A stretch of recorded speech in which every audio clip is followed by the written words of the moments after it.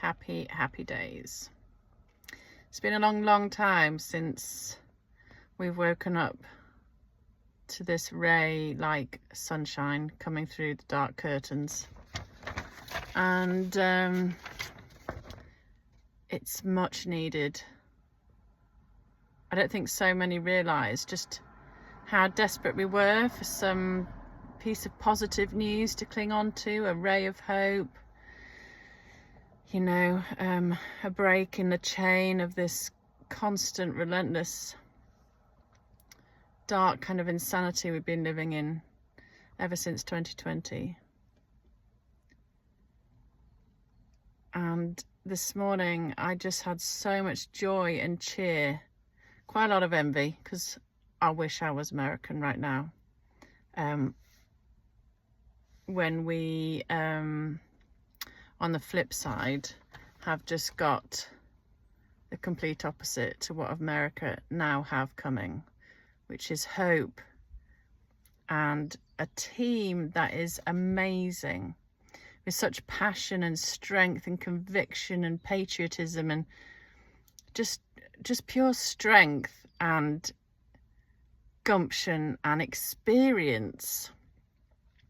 When you look at Trump's team, Trump has amazing experience, whatever you want to say about him, but having Robert Kennedy Jr. with him, alongside him, to look at the health of the nation, and you have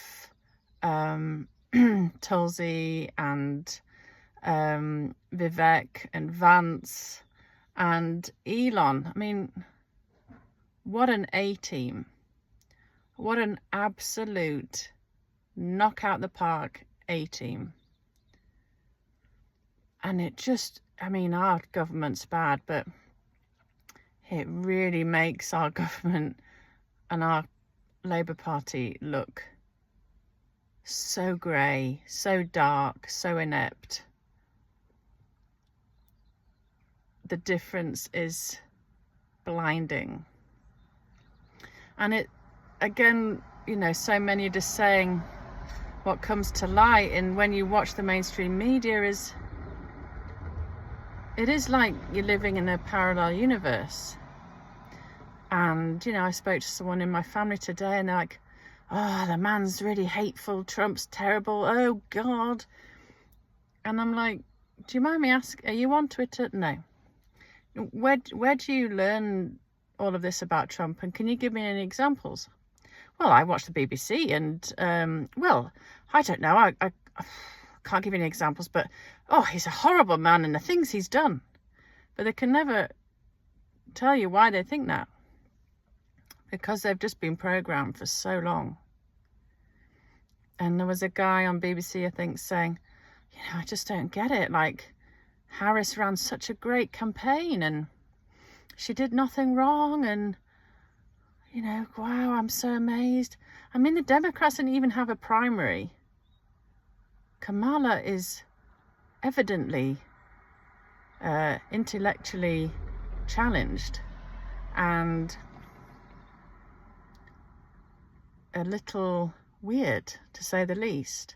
And she's done nothing for 4 years. So people saying, oh, perhaps she hasn't had long enough to get herself known to the public. She's had 4 years.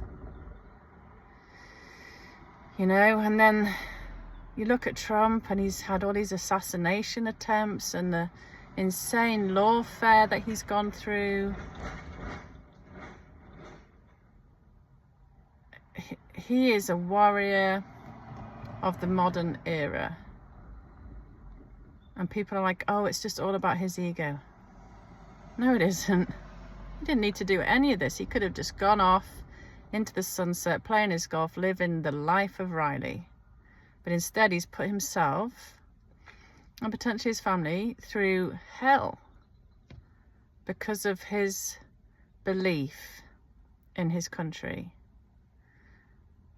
And that is what we need. And that is what we see with Reform and Nigel Farage.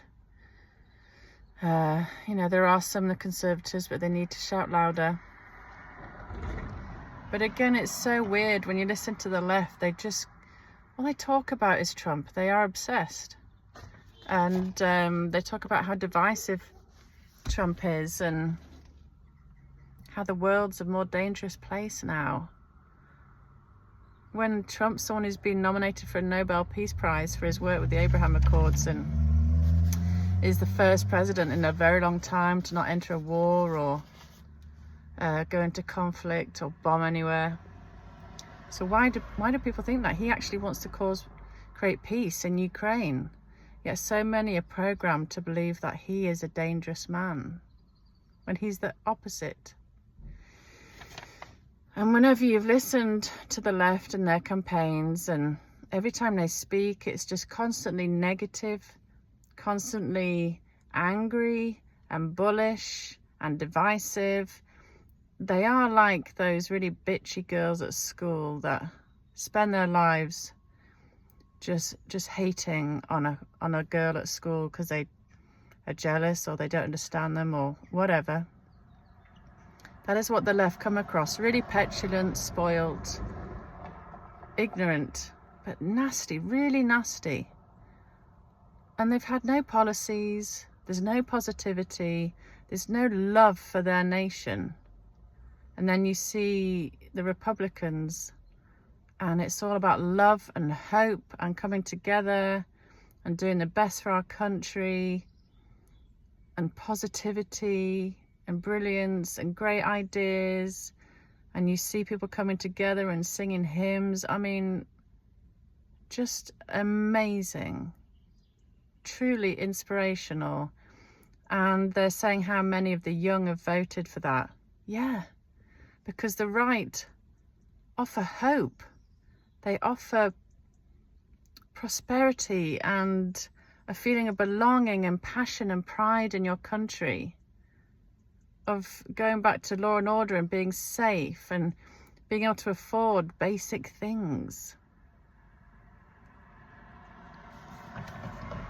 You know, never before has freedom of speech been more important. And the fact, you know, Elon and X, you can't deny, had a huge impact in Trump's success today. I know some people have queries over Elon, but his efforts are undeniable in helping Trump achieve and helping us know so many truths. Because like I've said before, if you only watch the BBC or Sky, you truly do know only about 1% of reality. And even that 1% that you've learnt is beyond skewed. So the likes of Twitter and Elon X is ever more important. And the more people that wake up to reality, the more connected and together we'll be, because people will see the truth. And the right are all about bringing people together to be stronger. You know, they don't talk about race, they don't talk about any, you know, the whole diversity and equity and inclusion, blah, blah, is so divisive. Whereas the right just judge you on you as a person and what you bring to the table. And that is the only way for a country to progress positively. It's really great news. I hope Trump is surrounded by angels going forward for the next 4 years, and then hopefully Vance or even Vivek or Tulsi or somebody else can then take over the reins. My only wish is that we had the same thing happening in the UK, because right now we have the exact opposite. But hopefully that bright sunshine that is now appearing in the States will have a ripple down effect here in the UK.